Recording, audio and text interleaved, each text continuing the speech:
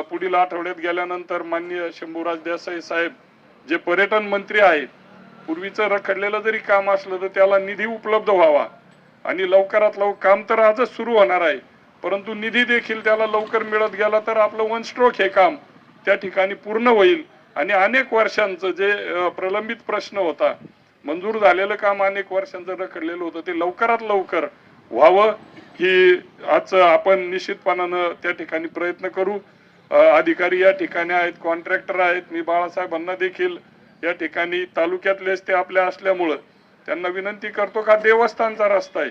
अतिशय जे नॉर्म्स प्रमाण आहे तो रस्ता चांगल्या पद्धतीनं आपण कराल अशी अपेक्षा सर्व ग्रामस्थ आपले देवस्थानचे ट्रस्ट मंडळ या ठिकाणी आहेत, या सर्वांच्या वतीनं आपल्याला या ठिकाणी सूचना करतो। अधिकाऱ्यांनी देखील त्यामध्ये लक्ष त्या ठिकाणी घालावं ही विनंती करतो। आणि आपला यालाच लगत एक पर्यटन मधून स्वामीजी आपला जो पदचारी पूल आहे तो अनेक वर्षांचं त्याचं अधुरं काम आहे, जवळजवळ त्याचे पिलर उभं राहिलेले आहेत, आपण स्वतः त्या ठिकाणी माऊली पाहणी केली, त्याला देखील एक 2.5 ते 3.25 कोटी रुपये निधी लवकरात लवकर ह्याच पर्यटन विभागामधून प्राप्त करून आपल्याला तो पूल करायचा आहे। कारण अनेक मुलं 13-14 गावाचा संपर्क त्याच्या माध्यमातून देवगडशी कनेक्ट होणार आहे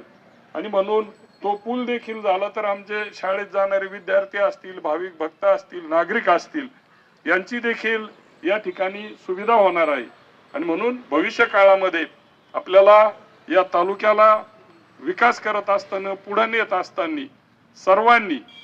त्या ठिकाणी या प्रवाहामध्ये सामील व्हावं हीच विनंती आजच्या कार्यक्रमाच्या निमित्तानं करतो।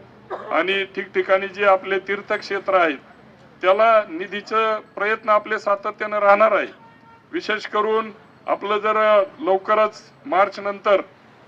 आपला जो विकास आराखडा त्या ठिकाणी मंजूर झालेला आहे त्याला आपल्याला काही का टोकन प्रोव्हिजन झालं तर त्याचे देखील आपले कामं होणार आहेत, त्या माध्यमातून शहर देखील त्याच्यात समाविष्ट आहे, तिथं रस्ते असतील, अंडरग्राउंड ड्रेनेज असतील, म्हणजे या सर्व सुविधा होण्यासाठी आपले त्या ठिकाणी प्रयत्न राहणार आहेत। आणि म्हणून पुनश्च एक वार आपण सर्व आपल्या बैरवाडीचे ग्रामस्थांनी पुढाकार घेतला, स्वामीजींच्या हस्ते अनेक वर्षांची सर्वांची इच्छा होती की बाबाजी किंवा स्वामीजींच्या हस्ते याचं भूमिपूजन व्हावं।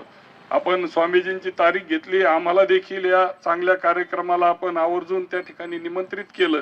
त्याबद्दल आपले सर्व ग्रामस्थ, आपले देवस्थानचे ट्रस्टी, नेवासा बुद्रुकचे सर्व मान्यवर, परिसरातून आलेल्या सर्व कार्यकर्त्यांचं खूप खूप आभार मानतो आणि भविष्य काळामध्ये विकासाच्या पर्वामध्ये आपण सर्वांनी सामील व्हावं ही विनंती करतो। जय हिंद।